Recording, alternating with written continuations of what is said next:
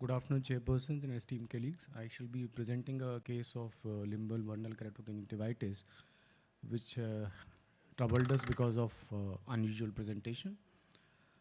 Classically, VKC is described as a seasonal recurrent bilateral allergic inflammation of the conjunctiva with three clinical subtypes, namely palpable, limbal or bulbar, and the mixed type. Diagnostic criteria include tarsal or limbal papillae of 1 millimeter or more in diameter with itching and at least one of the following symptoms in the last 6 months.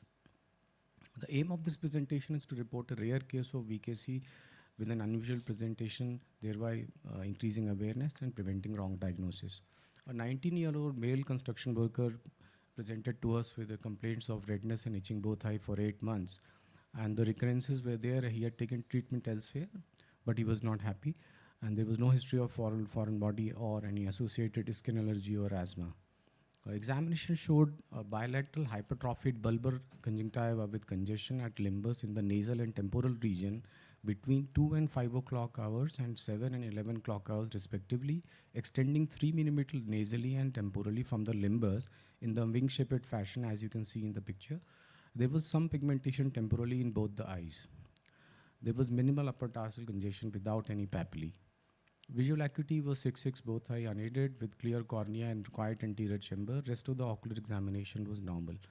A provisional clinical diagnosis of limbal vernal keratoconjunctivitis was made and the patient was started on topical fluorometholon 4 times a day.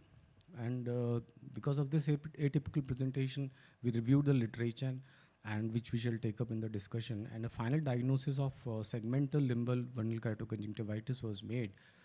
And the patient was relieved of his symptoms after a week of treatment, and olopatadine 0.7% was added, and the fluorometholon was tapered over the next 3 weeks. As we all know, etiopathogenesis of VKC involves immunological factors with type 1 and type 4 mechanisms both taking part. Additionally, we have environmental factors such as sunlight, heat, dust, and eye rubbing as additional factors which play an important role. Conventionally, limbal VKC is characterized by broadening and opacification of limbus, producing thickened appearance of limbus, starting first in the superior limbus and then spreading to all around 360 degrees. Increase in environmental temperature is one of the factors that exacerbates the limbal disease, especially as described by Tuft. Few authors have reported that limbal vernal keratoconjunctivitis can manifest as an isolated mass with or without tarsal involvement. Histopathological findings of the limbus mass lesion suggest response to chronic allergic stimuli rather than any squamous neoplasia. And in Asian patients, conjunctival pigmentation has been reported as was seen in our case. Hernandez et al. Inferred that occupational exposure can induce allergic manifestation of the eye, and limbal forms can lead to stem cell deficiency resulting in chronic ocular surface inflammation. Keeping this literature in the background, we also inferred that bilateral, almost symmetrical wing-shaped hypertrophic lesions involving a segment of limbar and bulbar conjunctiva nasotemporally, which has never been reported previously, and we coined the term the segmental limbal vernal keratoconjunctivitis. And the proposed reason for this unique presentation in our case is probably occupational exposure of the conjunctiva to dust, debris, and irritant materials, along with heat, which was aggravated by frequent rubbing of the eyes, which resulted in inflammation and tissue remodeling in the exposed conjunctiva, finally manifesting as a segmental involvement. To conclude, the segmental limbal involvement is probably due to combination of chronic underlying inflammation aggravated by environmental factors and mechanical microtrauma.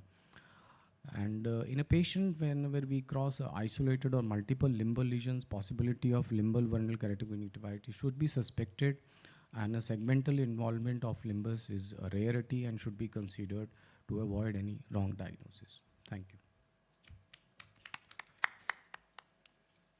What was the age at presentation? He was 22. It's quite uncommon. Yes. And then mass being present in the interpalpable area is very unusual. Very unique. That is the, and typically the wing-shaped presentation was quite. So how do you know that it was VKC? See, we OSSN definitely comes as a differential diagnosis in this. So we started with the steroids and we kept him on observation. Then bilateral symmetrical lesions are very uncommon for an OSSN to manifest. In xeroderma, it can happen. There was, like, if there is an atypical pigmentation on the skin or something, you should look out for OSSN as well. And what about pseudoepitheliomatous hypoplasia and not actually VKC? Yes, that these definitely come under in differential Because that diagnosis. would also respond to your steroids. But we kept him on observation for next 3 to 4 months, and he was absolutely fine on olopatadine, and there was no itching also. The itching was also an important symptom which he had. His main concern was redness and itching. He was not very concerned. Thank you. Thank you so much. Thank you so much.